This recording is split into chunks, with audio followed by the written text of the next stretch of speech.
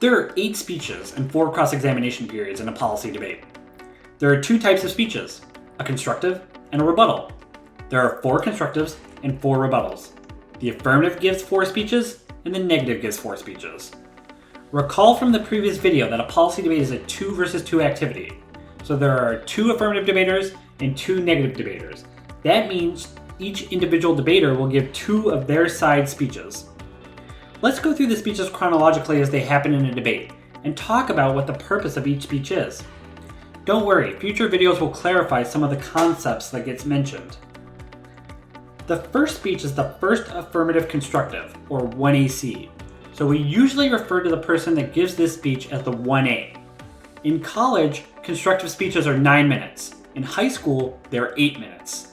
The purpose of the 1AC is to present the affirmative case, which mainly consists of outlining problems or harms, proposing a potential solution, and then explaining how that solution resolves the problem. The 1AC is followed by a cross-examination period, where the 2N, i.e. the person who gives the second negative speech, asks the 1A, the person who just gave the first affirmative constructive, questions, and the 1A answers them. This is a 3-minute period of back and forth where the 2N asks questions and the 1A answers them. This cross-examination is followed by the first negative constructive, or 1NC. The person who gives this speech is referred to as the 1N. Since this is a constructive, it's 9 minutes in college or 8 minutes in high school. The purpose of this speech is twofold. The first is to present new arguments about why the affirmative proposed course of action is bad or suboptimal. The second is to respond to specifics of what the affirmative said and provide arguments for why the affirmative team is incorrect. This speech is followed by another cross-examination period.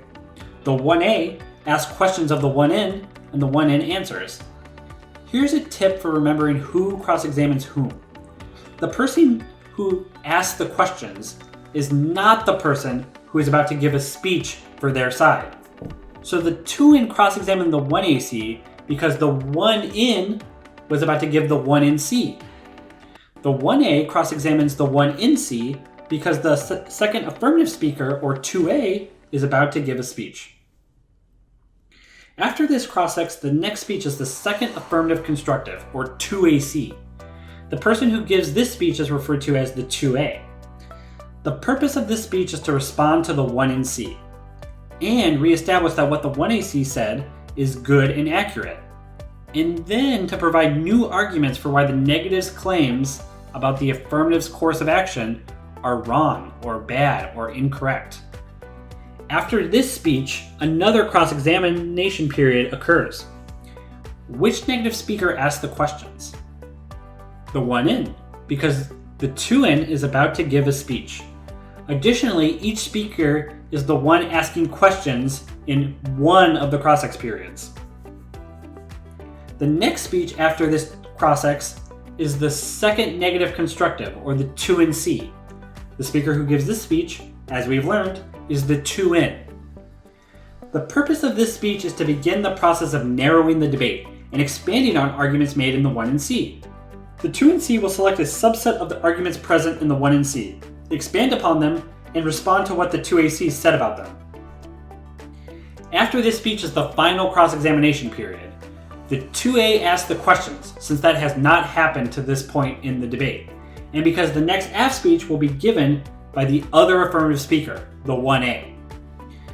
That marks the end of the constructives and the cross-examinations. There are 4 speeches left. The speech after the 2NC is the first negative rebuttal, or the 1NR. That's right, the negative gives 2 speeches consecutively. After the first 4 alternate between teams. We refer to this grouping of 2 speeches as the negative block. Rebuttals are 6-minute speeches in college and 5-minute speeches in high school. The person who gives this speech is the 1N. They gave the first negative constructive and they give the first negative rebuttal. The purpose of the 1NR is similar to the 2NC. The 1NR will discuss a different subsection of the negative's arguments, expand upon them, and respond to what the 2AC said about them. The next speech is the first affirmative rebuttal, or 1AR. The 1A gives this speech So this and the first affirmative constructive are their speeches. The purpose of this speech is to respond to the negative block, the 2 in C and the 1 in R. Similar to what the negative began to do, the 1AR will have to be selective on what they choose to expand upon. This is a rebuttal speech, so 6 minutes in college or 5 minutes in high school. And they have to respond to 15 or 13 minutes worth of content.